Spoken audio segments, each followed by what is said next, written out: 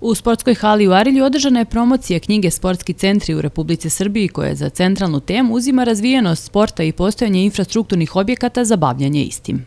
Vrađeno je istraživanje u 29 sportskih centara u cijeloj Srbiji. Jedan od segmenata samog istraživanja bila je i sportska hala u Arilju.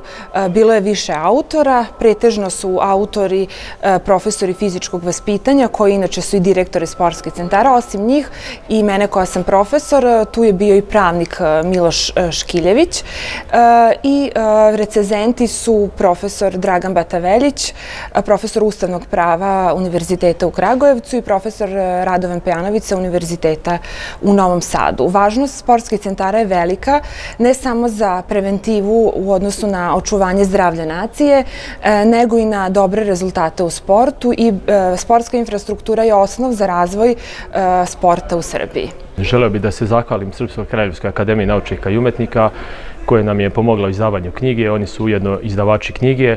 Pre svega bih želeo još da se zahvalim Fakultetu za sport Unijen u Beogradu, kao i profesorima, redovnom profesoru Draganu na Pravnom fakultetu u Novom Sadu i redovnom profesoru doktoru Bojanu na fakultetu ekonomskom u Beogradu.